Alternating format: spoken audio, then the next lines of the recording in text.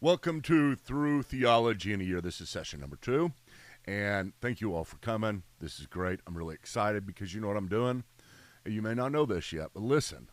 I am going through the entire theology program, all 6 courses: Introduction to Theology, Bibliology and Hermeneutics, Trinitarianism, Humanity and Sin, Soteriology and Ecclesiology and Eschatology. That's 60 sessions. That's 90 hours of classroom teaching if you got it at credocourses.com, which you can. You can buy it at credocourses.com, the entire theology program. You can start it at your church. There's workbooks, there's PowerPoints, everything you need, including teacher's notes in the slides to tell you what to do. So it is all there just in case you want to teach it. But you don't have to teach it. You can just play the video and then have discussion afterwards because there's discussion questions at the end. You just go to credocourses.com, look up the theology program, and you can get it there. I think it's really cheap right now. I mean, the entire thing for like $99. Or if you become a member of Patreon, here we go again. Become a member of Patreon, and you got everything for free. If you are, I think it's a $25 a month member. So $25 a month. Support what we're doing through theology in a year and a million other things, okay? So thank you all for showing up. Remember also, you can get at credoministries.org. Go there. It's a little bit messy. I know that, okay? But this is the one place you can go to kind of see everything we've got to donate. It is a tax-deductible donation, so you can go there, credoministries.org. This will be, we're kind of redoing everything right now and trying to streamline it, make it better, make it easier. Things are not easy right now with a lot of this stuff, but my Patreon is easy. Please become a Patreon member. I really appreciate it. That's enough of that. Let's get to theology. We are doing the theology program, the entire thing. So let's go ahead and start. Today we're going to be talking about the importance of the theology program, how it is in the theology program that we are using our mind. And this is just an introduction to this because later on we're going to talk a lot about rationality, reason, and how what that has to do with your theology. But this is prolegomena. Prolegomena is the things you need to learn beforehand before you do theology. The first course in theology that you need to take, the first book of theology that you need to read. I'm sorry. Great book. You need to read it, Holiness of God. But at the same time, you have got to take prolegomena. It is the most necessary course in our day. I promise I'm not just saying that because I'm teaching it. You've heard me say that for years and years and years. It's because it's a methods course. Most people's biggest problem is not necessarily bad theology, although that is a problem, but it's a bad methodology. It's a bad starting place. It's kind of prolegomena for theology is kind of like how to study the Bible or Bible hermeneutics for Bible study. You don't just become a Christian and open the Bible and start reading. I mean, you can and you should, but at the same time, you need to know how to read it. You need to know how to interpret it. There are all kinds of rules. We teach you those rules. Even in this class, we go through a lot of them, but it's all the rules. It's biblical hermeneutics, understanding how it is that I teach a authorial intent hermeneutics, that you've got to read the Bible according to what the author intended and what the people heard of the day. There's all kinds of things to do with this, but it's just an illustration right now. Prolegomena is the hermeneutics of theology. I just came up with that. That is good. I've got to start using that. It's not really that good because most people don't know what hermeneutics means. So it's not the greatest illustration, but for some people it may work. It is the hermeneutics, the how to study theology of theology. Jesus said, greatest commandment, most important commandment on the planet. This is it. I mean, if you wanted to know what it is that Jesus tells you to do, what God tells you to do, you're a new Christian, you're an old Christian, you're a Christian who has kind of lost his way, forgotten about things. What is the most important thing? He said, love the Lord your God with all your heart, with all your soul, and with all your mind. With all your nous, with all your mind. I know I talked a little bit about this last time, but it's so important. Now I want to talk a little bit about this. I want to go and illustrate more what it is, what it means to love the Lord your God with all your mind. Now check this out. This is in where is it at? I gotta get this up. Let's see here. There we go. This is in Isaiah. Isaiah chapter 40 through 48 is such an important section. But watch this. I'm going to read through it. It says, and I'm reading from the New American Standard of Isaiah chapter 46. Those who lavish. Oh, no. Let me back up. I want to go first here. Okay. Bel has bowed down. Nebo stooped over. These are gods of the day. This is interesting. It's really, really great. Bel has bowed down. Nebo has stooped over. These are the idols. They have fallen down in this situation. That is what God is saying. They have fallen down. They have tumbled over.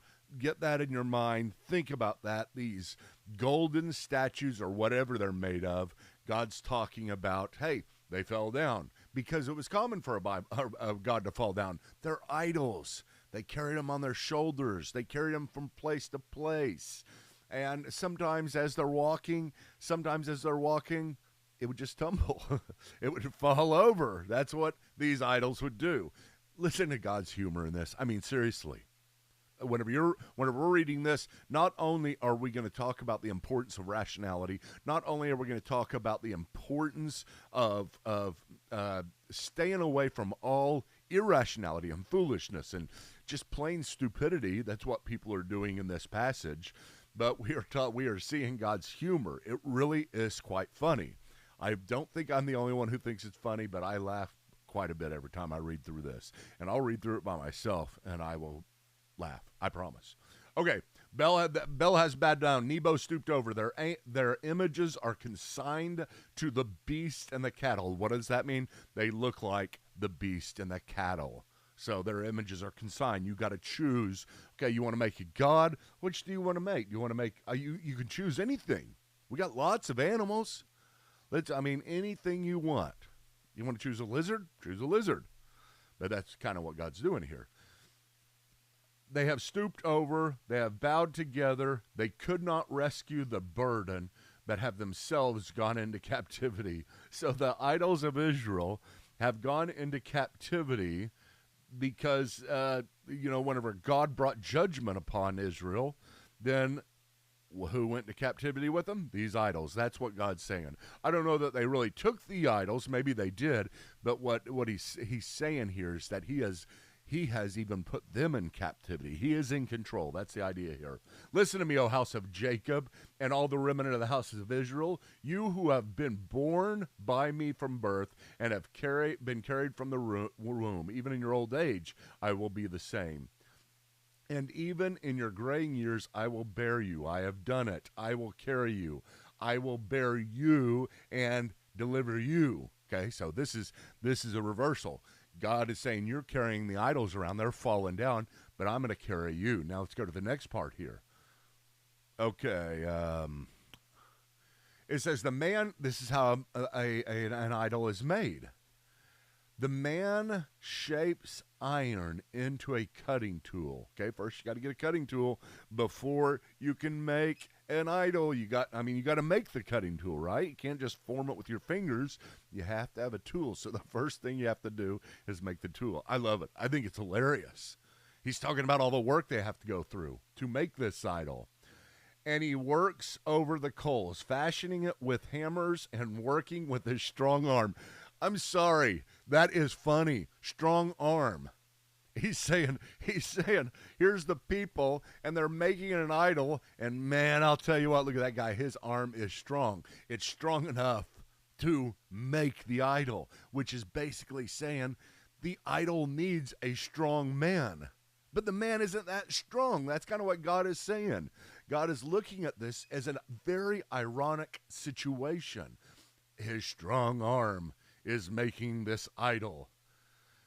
He also gets hungry and fails in strength. I'm sorry, is that not funny? He gets hungry and he fails. As he's making the idol, he stops and he says, you know what? I can't do any more of this idol business. I can't do any more of this idol making business until I get a bowl of Frosted Flakes. It is, I mean, he's got to re-energize himself. And that's irony. He fails in strength. He drinks no water and becomes weary. It's just there. Okay. Another shapes wood. Okay, here's another guy walking in. Another shapes wood and extends a measuring line. He outlines it with red chalk. I'm sorry, irony. Okay, he works with it with his plans and outlines it with a compass. Okay, you can't tell me God is not funny, okay? I'm pretty darn funny sometimes. At least some people think in my family. I can make people laugh sometimes. You can make people laugh sometimes too. Not as much as me, but sometimes you can. Where do we get that from? Is funniness just something humanity made up? No, God did it. God is funny. He really is. He's righteous. He's perfect in every way, but he's also funny. And this is funny. He outlines it with the compass and makes it like the form of a man, the beauty of man, so it may sit in his house. This is the idol, folks. Surely he cut cedars for himself. Now, where are we making the idol out of? He cut cedars from himself and takes a cedar. Wait a minute. Maybe it's an oak. He says, or an oak. The NIV gets it better whenever it says he takes a cypress. No, maybe he takes an oak. So it's basically he can't choose. Part of the irony. It's just great irony. And raises it for himself among the trees and of the forest. He plants a fir, and the rain makes it grow. Again, listen to this. What makes this idol? The man does. What is it made out of? The wood. What makes the wood? The rain. Who brings the rain? God. You see what's going on here? Okay. Now, basically, God is saying right now, folks, how stupid can you be? Okay, that's what he's saying. How irrational can you be? This doesn't work out. You're not using your mind. Your strong arm, you sweat while you're making this. You get tired. You say, I need to get food. Oh, man, this is just great. Okay, I'm just going to read a bit more here. Hang with me. Let's go down to verse 15. Then it becomes something for a man to burn, so he takes one of them and warms himself. Okay, so this is the wood. He cuts the wood and he makes something to burn so that because he's getting cold. He also makes a fire to bake bread with the wood, the same wood that he's making an idol with. He also makes a god and worships it. He makes a graven image and he falls down before it. Now listen to this. Verse 16 is my favorite. I won't laugh so much because I got to get through this. It's funny, though. Okay. Half of it, verse 16, half of it he burns in the fire. Over this half he eats meat and he roasts it. And he roasts and is he roasts a roast and is satisfied. He also warms himself and says, I am warm. I have seen fire. But the rest of it, verse 17, rest of it he makes into a god, his graven image. He falls down before it and worships it and says, save me, deliver me, for you are my God. Do you see what's being said here? Do you see it? He is making an idol, and half of the wood that he chops down, I think, you cut the wood in half, you split it in half, and you say, which one should I make as the idol that's going to save me? And which one of it do I burn in the fire so that I can be warm? Okay, so he chooses half. That's the irony God is doing. Now, okay? Verse 18. Watch this. This is what I'm trying to get to. This is very important. Isaiah 44, verse 18. Remember that.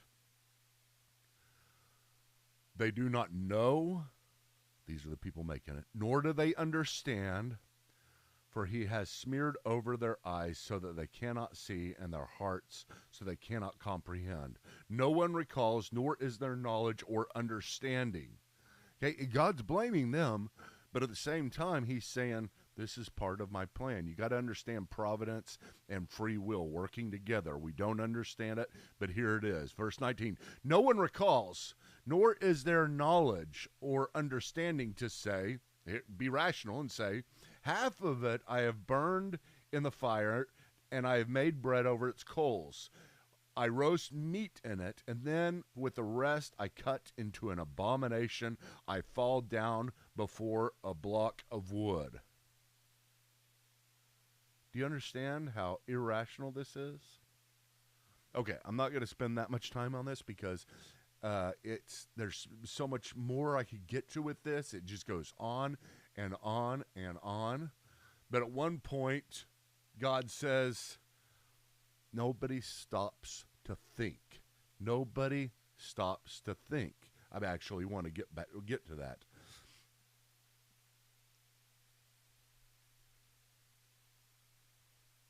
Okay, let's see here.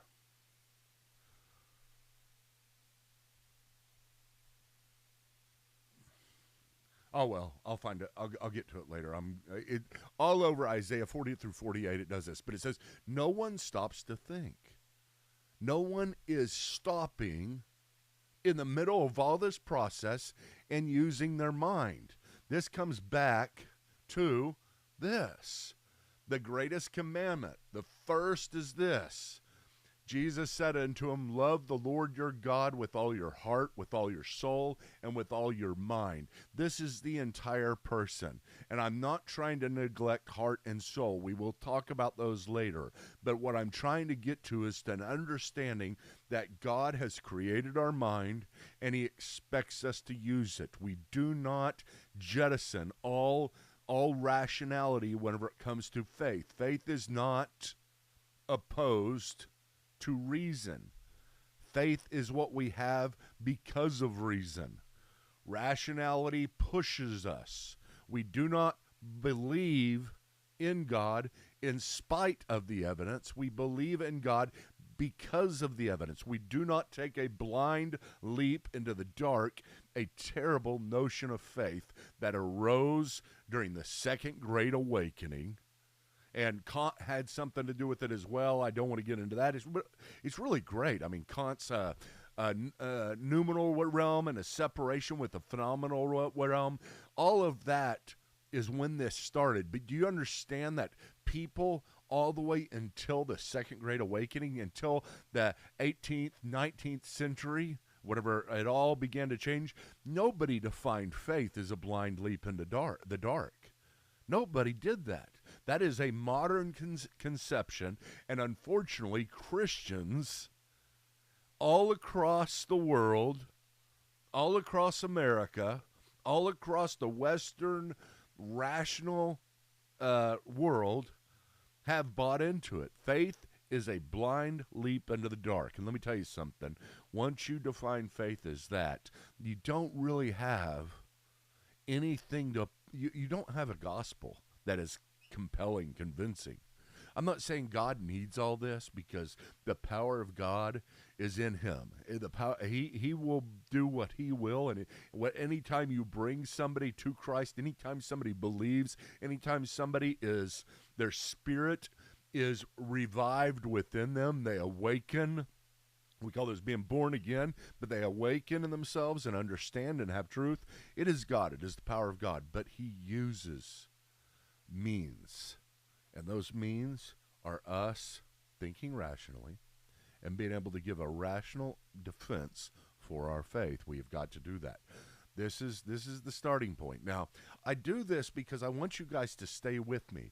I do this because I want you guys to understand it's not the entirety of this course. It really isn't in this session. But I do want you to understand as we push forward, this is something that I am very passionate about. J.P. Moreland wrote a book called Loving God with All Your Mind. I encourage everybody to get it. It is an incredible book. It really is. It is something that is it will help you in this area so much. Basically, everything that I've said so far, everything that I've been talking about, he wrote a whole book outlining it, helping you to understand that faith is not a blind leap into the dark. And I would love for you to get that. Now, let's get on to this. Okay. Let's see here. I am going to go and talk about who you are, okay? Yes, those of you who have taken the theology program, you may like this. This is fun. I like this part. This is something that I haven't changed because it is still the same. These are still the type of people who I have taught for 25 years, as I have taught this particular course well over 100 times. And this is what I see, who you are and why you are here, why you are listening to this. You are Practical Priscilla. You are a person who has never seen the practicality in deep theological study, and you are here to see if we can change your mind. See if I can change your mind. I hope I can. I really do. Because I think, Practical Priscilla, you have kind of bought into the Kantian separation of faith from reason. And I've got to change your mind. I've got to change your mind about that first, because this is practical. It is life-changing. It changes your faith not only in your understanding of it all, but in your realization this is really true. Now, one of the things, Practical Priscilla, I am going to do, which is hard for you, excuse me, I got scared Susan too quick, I'm going to do for you, and please listen to me, everybody, okay? Please listen to me. I know what some of you will think when I say this, and I know how some of you think about this because of the way it has been used in our world so much. But my goal is to deconstruct you, okay? And some of you are going, oh my gosh, here's Michael. He is kind of the progressive, emerging liberal. I am the furthest thing from it. But at the same time, I need, as a teacher, to deconstruct you. What I mean by that, I've got to take you, you got to help me. I can't do it without you, but we're going to take your faith apart and put it back together. And as we take it apart, it's going to hurt. Remember last time I talked about how important it is to start with the assumption that you might be wrong. That is part of the deconstructing. Now, the difference is, let's take deconstructing your faith, Practical Priscilla, as something where you are taking off in an airplane. And we're going to fly around and get a perspective of everything. You've been living in a certain place, and I want you to see everything. I want you to see all the options. Now, the difference in me and many people out there, there's many people out there that will talk about deconstructing your faith and the necessity of it and the freedom that comes with it for some people. For some people, it's so freeing because now they have jettisoned all the conservative Christianity, and now they're open to just kind of every religion out there, and that we've got to be open in all of our morals and rethink everything. Whenever they say rethink, whenever they say deconstruct, they mean get up in the plane and never land. Okay? Get up in the plane and never land. Now, I'm going to take you up in a plane, and I want you to see everything. But my goal after that is to land you. We will land somewhere. And you, maybe it's not the best illustration, but at the same time, I will put you back together. I will deconstruct you. Me and you together. Me, you, and God. Me, you, and the Holy Spirit. We're going to put you back together in the end. I promise. That's my goal. And you may get deconstructed, Practical Priscilla, and you have all these beliefs and get reconstructed and have all the exact same beliefs. Or Some of them may change. Some of them may tweak. Even the most foundational, you have to consider might be wrong in order to strengthen in that foundational one. Okay, we're running out of time. Okay, Scared Susan, big words scare you. You don't really think that you are smart enough to be here. You are here this time, but you may not be here the next. Listen, folks, I don't use big words just to use big words. I promise I don't. And no theologian who's worth his salt does that. We have a vocabulary set. It's just like in any other industry. You get a new job and you're going to learn new terms. If you are a computer programmer, there's all kinds of words that you'll learn, that you need to learn. You don't stop and say, nah, just give me it in an easier way. Give me it to me some way. Don't use those big words. Why not? Why can't I use prolegomena? Why can't I use Kantian, noumena, and phenomenal worlds? I mean, why can't I tell you about this stuff? I will explain it as I go, and if it's important, I'll say it over and over again, and it is a vocabulary that I want you to learn by the end. Prolegomena is one of those words. It's not that hard. Prologue.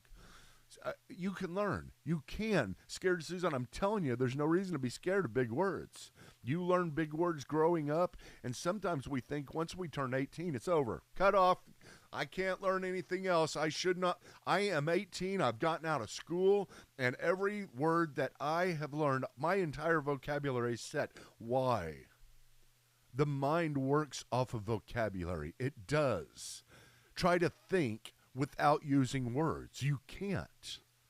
And I'm telling you, some of these words we're going to learn, some of these concepts we're going to learn are the greatest concepts in the world, and therefore the greatest words to be going on in your mind.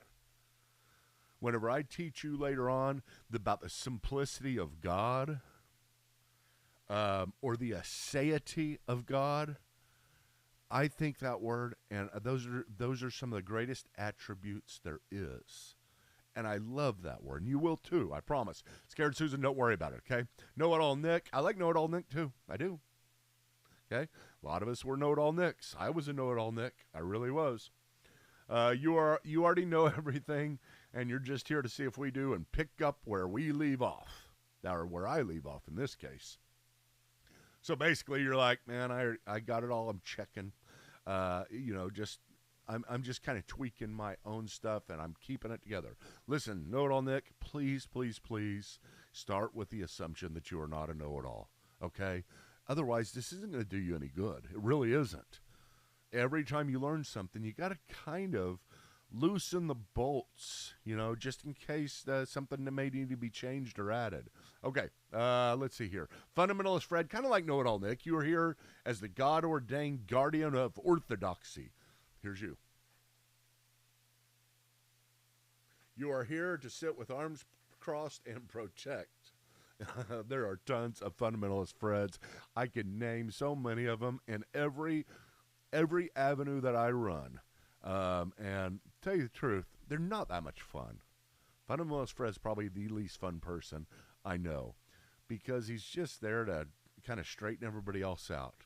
I saw a website the other day, and it was just, it was a social media account, and the tagline was, if you're reading this, you need to stop and go read your Bible. It was the tagline. Okay? I mean, give me a break. That's the type of stuff that we don't need to be. We don't need to be. We wait for openness. We work within a world that is all God's. So the introduction of yourself and the description of yourself, this is part of what we are supposed to do as Christians. We're not just supposed to tell everybody to read our Bible and turn around and say, hey, why are we talking right now? We should be reading our Bible. Well, while she was writing that, maybe she should have been reading her Bible, because she would find out that she should not have been writing that. Some people I'll write stuff sometimes, and people comment, because I write a lot on Patreon, on my social media, on my blog at credohouse.org, and sometimes people jump in and say, why are you talking about this? You should just be talking about the gospel. I am busy, going across the world sharing the gospel. What are you doing? I'm teaching theology. I'm strengthening your faith so you can do this. So you can be more excited. So that what you transfer to other people is more and not only attainable because you explain it well and you know it well, but also more defensible, more beautiful in every single way. Oh, want an answer, Will. My son's name is Will. I wrote this before, and so Will, if you're watching this, I wasn't talking about you. Okay, I wasn't. You're know-it-all, Will. I'm sorry, I was just kidding. Okay, want an answer, Will. You have a lot of questions. You are here not to do theology in community, but to write theology down with pen and paper. This is the type of person who just writes everything down, and he doesn't stop and think about it. It's just he loves new words, and he loves to write them down so that he can put them in the front part of his mind, and they never go to the back part, which integrates and pulls everything together, and all the neurons connecting. You're trying to figure out how it relates to this and that. All it relates to you, want an answer, Will, is the piece of paper. Put down the piece of paper. I don't want you. You're the type that doesn't need a piece of paper. It's fine for other people, but not for you, because you need to stop and think and really think deeply about this. Traditionalist Terry, you want to learn, but your traditions and your preconceived notions bind you. You are here to have your traditions confirmed to be true. I'm not here to confirm your traditions, Terry, even if they're my traditions. I'm not here to confirm prejudice. Traditional backgrounds can prevent learning so much. Start with the assumption that your traditions might be wrong. Confrontational Carl, you are a believer in Christ. You're not a believer in Christ or the Bible. You have no intention of becoming one. You are here to argue. Well, I've had a lot of those in the past. It's fewer because the people that usually hang around my circles. I'd love for more confrontationalist Carl. I need to get where confrontationalist Carl is more often. But I want, if you're a confrontationalist Carl, come on, bring it on. Bring it on. Hey, bring it on. As long as you're willing to admit you might be wrong, then we're good. Let's go. Okay, Struggling Sam loves Struggling Sam. You are a believer in Christ, but you have a lot of doubts and struggles. You have never had a safe place to express those doubts. You are here to see if this is the place, and it is the place. It is the place. We all have doubts.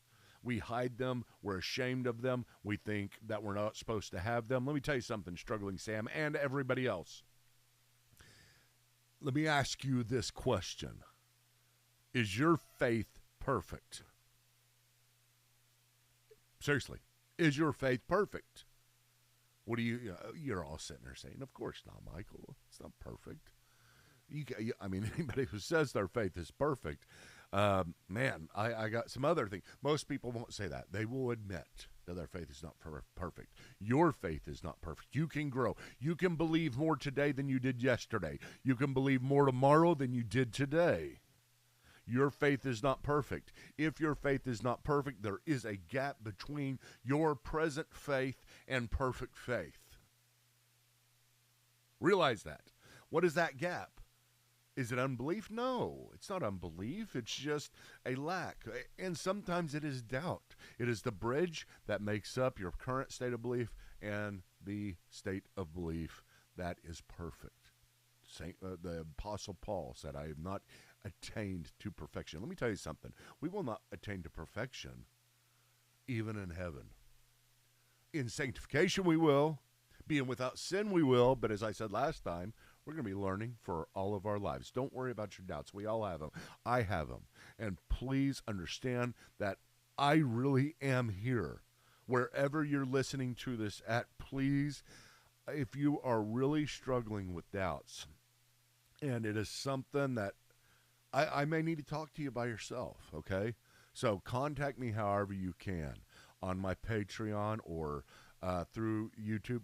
The hardest thing is YouTube because I don't check the comments there that much. I need to. I'm going to start.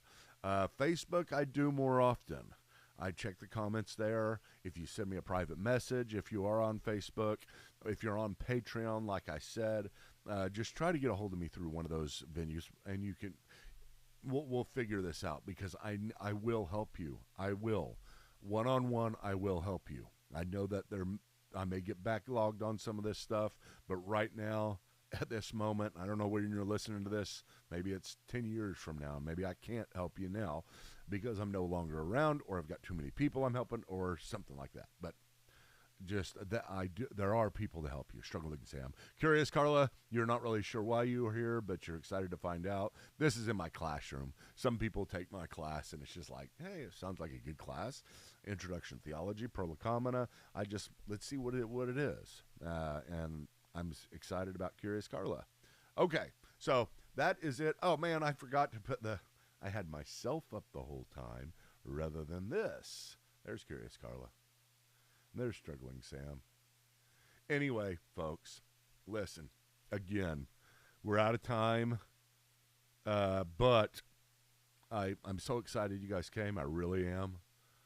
I want you to keep on coming back every day. We're going to try. Right now we're doing this, and we may tweak the time a little bit, but right now we're doing it every day at 10 Central on all of these platforms.